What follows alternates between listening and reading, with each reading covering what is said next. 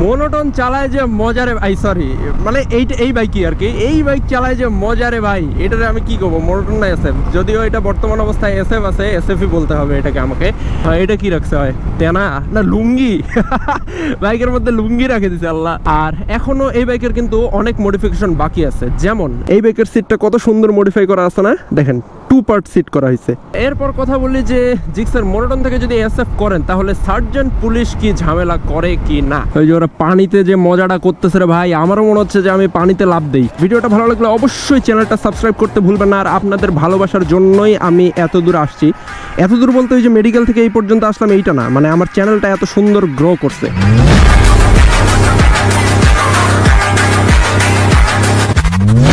Hello guys, তো কি অবস্থা সবার, আশা করি সবাই ভালো আছেন and welcome to my YouTube channel HB vlogs.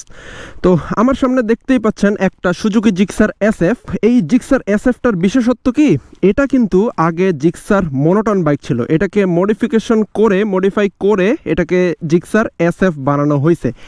তো আজকে বের হওয়ার কারণ হচ্ছে যে আমি এই সুজুকি জিক্সার এসএফটা রাইড করব, আর এই জিক্সার এসএফ সম্পর্কে আপনাদের সাথে একটু গল্প করব। আর এখন সময় হচ্ছে সকাল 11:33, মানে দুপুরই হয়ে যাচ্ছে। আর আমি কোন বট গাছের নিচে দাঁড়ায় আছি আল্লাহ, এখান থেকে তাড়াতাড়ি বের হইতে হবে। তো চলেন এই বাইকটা রাইড করতে করতে এই জিক্সার এসএফ এর মডিফিকেশন সম্পর্কে আলোচনা করা যাক। আমার রাইডটা হবে হাইওয়েতে, বিসমিল্লাহ, চলেন যাওয়া যাক। উঠে পড়ছি হাইওয়েতে, চলেন একটা সুন্দর রাইড দেওয়া যাক, ঠিক আছে। তো এই জিক্সার এসএফটা আপনার কত কিলোমিটার চলছে জানেন? বাইকটা কিন্তু একদম নিউ অবস্থায় আছে, বাইকটা টোটাল চলছে এই যে মাত্র 8400 কিলোমিটার। মানে এই বাইকটা যখন নতুন নেওয়া হয়েছিল, মানে জিক্সার মোনোটন অবস্থায় যখন ছিল, তখন থেকে 4000 কিলোমিটার বাইকটা চলার পরেই এটাকে আর কি এসএফ করা হয়েছে। আর এই বাইকের নাম্বার প্লেটও করা হয়েছে, নাম্বার প্লেট কিন্তু এসএফ করার আগেই করা হয়েছে, মানে যখন বাইকটা জিক্সার মোনোটন ছিল তখনই এই বাইকের নাম্বার প্লেট করা হয়েছিল। তার কারণ হচ্ছে যদি বাইকটা নেয়ার পরে আগে এসএফ করা হইতো, তারপর নাম্বার প্লেট নেওয়ার জন্য, মানে বাইকের লাইসেন্স করার জন্য অ্যাপ্লাই করা হইতো, তাহলে কিন্তু এই বাইকের নাম্বার প্লেট দিত না। বিআরটিএ অফিসে বাইকটা নিয়ে আর কি ঝামেলা করতো যে বাইকটা তো আসলে মোনোটন, এসএফ হলো কিভাবে। কারণ বাইকের সাথে যদি ছেড়ছাড় করা হয়, সামান্য একটা লুকিং গ্লাস খোলা থাকলেও কিন্তু আপনার ওই বাইকের ডিজিটাল নাম্বার প্লেট দিবেন। এখনও এই বাইকের কিন্তু অনেক মডিফিকেশন বাকি আছে, যেমন এই যে মোনোটনের এইখানে লুকিং গ্লাসগুলো থাকে না, এই যে লুকিং গ্লাসগুলো কিন্তু নাই। কারণ এখন এসএফ বাইকের যদি হ্যান্ডেলে লুকিং গ্লাস লাগায় তাহলে এটার কিন্তু মানানসই একদম চলে যাবে। এসএফ বাইকের কোথায় লুকিং গ্লাস থাকে, এই যে সামনে যেই ভাইজারটা আছে, হ্যাঁ উইন্ডশিল্ডটা আছে, উইন্ডশিল্ডে কিন্তু আপনার লুকিং গ্লাস লাগাইতে হয় এই কিটওয়ালা বাইকগুলার। মানে উইন্ডশিল্ডেই কিন্তু লুকিং গ্লাস থাকে কিটওয়ালা বাইকের, স্পোর্টস টাইপ বাইকগুলার। আর বাকি সব কিছুই স্টক আছে এই বাইকের। এখন মোনোটন থেকে এসএফ করতে টোটাল কত খরচ হয়, মানে আপনি একটা মোনোটন বাইক নিলেন, এখন ওইটাকে ডাইরেক্ট এরকম জিক্সার এসএফ বানাবেন, এখন টোটাল কত খরচ হয় আপনার? এই যে সাইডের কিট যেগুলো আছে, দুই সাইডের কিট আর নিচের ইঞ্জিন গার্ড যেটা আছে, এগুলো কিনতে টোটাল 16 থেকে 17 হাজার টাকা খরচ হবে। আর লেদের দোকানে এই যে এইখানের একটা ক্লাম বানাইতে হয়, ঠিক আছে, ওই ক্লামটা বানাইতে আপনার খরচ হবে 3 থেকে 4 হাজার টাকার মতো। মানে আপনি যদি টোটাল 20 হাজার টাকা ধরে রাখেন, তাহলেই কিন্তু আপনি আপনার সুজুকি জিক্সার মোনোটনকে জিক্সার এসএফ বানাইতে পারবেন। এরপর কথা বলি যে জিক্সার মোনোটন থেকে যদি এসএফ করেন তাহলে সার্জেন্ট পুলিশ কি ঝামেলা করে কি না। এখন মোনোটন থেকে এসএফ করার পর 99% চান্স নাই যে সার্জেন্ট আপনাকে মামলা দিবে, 1% চান্স আছে আপনার মামলা খাওয়ার। সার্জেন্ট যদি একদম খুব মানে ডিপলি আপনার বাইকটাকে চেক করে, তাহলে বুঝতে পারবে যে এটা আসলেই জিক্সার মোনোটন থেকে এসএফ করা হয়েছে, আর চাইলে তখন মানে মামলা দিতে পারে, একটা ঝামেলা করতে পারে। কিন্তু 99% আর কি চান্স আছে যে আপনার মানে ঝামেলা হবে না। এই বিষয়টা নিয়েই কিন্তু অনেক মানুষ কনফিউজ থাকে যে আমি মোনোটন থেকে জিক্সার এসএফ করতে যাচ্ছি, তো আমাকে সার্জেন্ট পুলিশ আটকালে মামলা দিবে কি না। কিন্তু এই যে আপনি লুকিং গ্লাস ছাড়া বাইক চালাবেন, তারপর আপনার হেলমেট নাই, আপনার ড্রাইভিং লাইসেন্স নাই, আপনার বাইকের লাইসেন্স নাই, এইভাবে চালালে তো অবশ্যই মামলা খাইতে হবে ভাই। তো এগুলা জিনিস ঠিক রাখবেন, কাগজপত্র ঠিক রাখবেন বাইকের, আর মামলা খাওয়ার তেমন ভয় নাই, যদি সার্জেন্ট একদম খুব খুঁতভাবে না দেখে আর কি বাইকটাকে। মজা পাচ্ছি এসএফটা চালায়,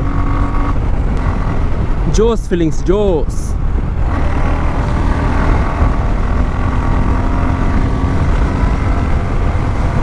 মূলত আজকে ভিডিও বানানোর জন্যই বের হইলাম, কোনো কাজ নেই আজকে আমার। এসএফটা যার, ওকে আমার বাইকটা দিয়ে দিছি, হ্যাঁ, আর ওর বাইকটা নিয়ে আমি চলে আসছি একটা রাইড দিতে। আর ও বলতেছিল যে ভাইয়া আমার বাইকটা নিয়ে একটা ভিডিও করেন, তো সেজন্য আজকে সময় পেয়েছি, সকালে বের হয়ে পড়লাম ভিডিও বানানোর উদ্দেশ্যে জিক্সার এসএফ নিয়ে। ও ও, আর আজকের রাইডটার আমি দুইটা ভিডিও বানাবো। এখান থেকে 15 কিলোমিটার পর্যন্ত একটা ভিডিও বানাবো, মানে এখন যেই ব্লগটা বানাচ্ছি সেটা, আর ওখান থেকে ব্যাক করার সময় আরেকটা ব্লগ বানাবো। আর গাইস, এই রোদের মধ্যে বের হয়েছি ভিডিও বানানোর জন্য, 1 লাইক তো বানতা হয়। আর বাইকে তেমন রোদের তাপটা কিন্তু বোঝা যায় না, আর তার উপর আমার হেলমেট আছে,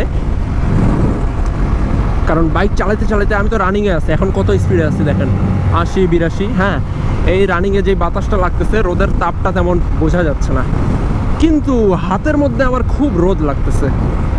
হাতগুলা ফোল্ডিং করাটা আমার ভুল গেছে।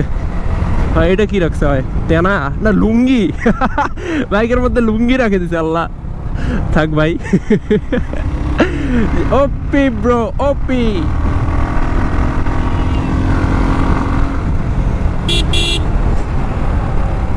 ইয়ো,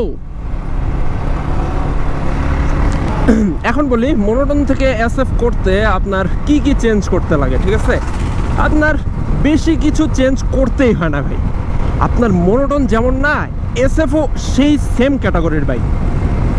শুধু আপনাকে একটা ক্লাম্প বানাইতে হবে, হ্যান্ডেলের এখানকার ক্লাম্প বানাইতে হবে, আর সাইডের কিটগুলা কিনতে হবে। আর এই মনোটন বাইকের আগের সাইডে যে কানগুলা থাকে, ওই কানগুলা খুলে দিতে হবে, হয়ে গেল জিক্সার মনোটন থেকে এসএফ। বেশি কিছুই ঝামেলা করতে হয় না, বাদ বাকি সব কিছু স্টক। এই যে দেখেন, হ্যান্ডেল বারটা কিন্তু জিক্সার মনোটনেরই, এসএফেও ফিট হয়েছে। এসএফ করার জন্য হ্যান্ডেল বার কিন্তু চেঞ্জ করতে হয় নাই। এরপর বাইকের মিটার কিন্তু মনোটনেরই মিটারও চেঞ্জ করতে হয়নি। তারপর হেডলাইটও চেঞ্জ করতে হয়নি। ব্রেক লিভার, তারপর মাডগার্ড, মানে এই যে টায়ারের মাডগার্ড, এগুলোও কিন্তু চেঞ্জ করতে হয়নি। ও, একটু রোডের মজা নেওয়া যাক গাইস, ঠিক আছে? ও ও ইয়ো,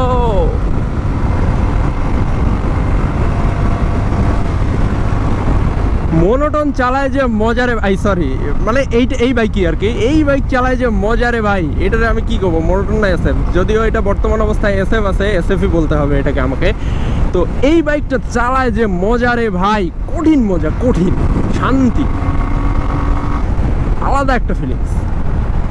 আর দেখেন, এটা কিন্তু স্পোর্টস বাইক হয়ে গেছে একটা, তাই না? তো সবাই বলে যে স্পোর্টস বাইক মানে লং ট্যুরের জন্য ভালো না, লং ট্যুরের জন্য পেইন। দাঁড়ান পার হই। যেমন R15 GSXR, এই বাইকগুলো কিন্তু সব আমি লং ট্যুরে রাইড করছি, ঠিক আছে? তো যে পেইন এগুলো বাইকের লং ট্যুরে, ভাই রে ভাই। আর তার উপর তো আপনাকে হেলমেট পরে রাইড করতে হবে।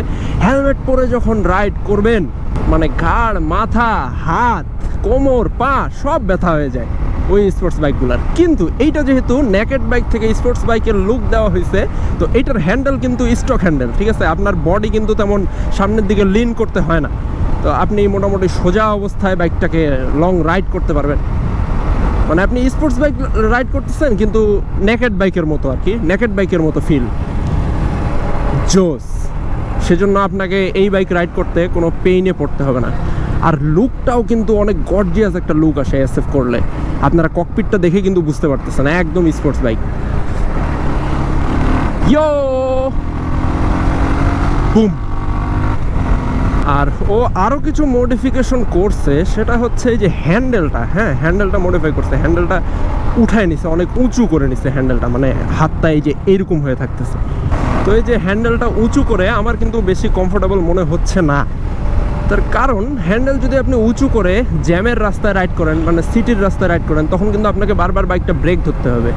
আর যত বাইক ব্রেক ধরবেন, হ্যান্ডেল উঁচা হওয়ার কারণে আপনার এই রিস্টে খুব পেইন হবে, ঠিক আছে? হ্যান্ডেল উঁচু করার কারণে এটা হয়। আমিও আমার বাইকটা হ্যান্ডেল উঁচু করে অনেকবার চালাইছি, তো খুবই পেইন, বিশেষ করে যখন পিলিয়ন থাকে আপনার, তখন বেশি পেইন দেয়। তো এই লেভেলে থাকলে হ্যান্ডেলটা তাহলে কিন্তু আরও বেশি ভালো হইতো আমার মতে আর কি। আমার এইরকম হ্যান্ডেলেই বেশি কমফোর্ট। জিএসএক্সের হ্যান্ডেল তো ভাই একদম নিচে হ্যান্ডেল। R15-এরটা একটু উঁচা মনে হয় আমার কাছে, কিন্তু জিএসএক্সের একটা ভাই। তো গাইস আমি এখন চলে আসছি মোহনপুর রাবার ড্যাম। এখান থেকে একটু সামনে যাব, তারপর সেখান থেকে আবার ব্যাক করব। মোটামুটি আপনাদেরকে জিক্সার মনোটন থেকে এসএফ সম্পর্কে অনেক কিছুরই ধারণা দিলাম। তো চলেন এখন মোহনপুরের ব্রিজটা দিয়ে একটু উপরে উঠা যাক, আর আপনাদেরকে রাবার ড্যামের বর্তমান অবস্থা একটু দেখাই। যে পরিমাণে রোদ রে ভাই দিনাজপুরে, রাবার ড্যামে তো পানি থাকার কথাই না। দেখি কি অবস্থায় আছে। ও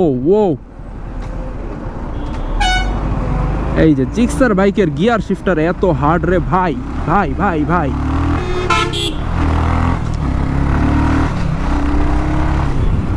দিস ইজ মোহনপুর ব্রিজ। ওরে পানি ছাড়ছে, এত পানি, ওয়াও অনেক পানি।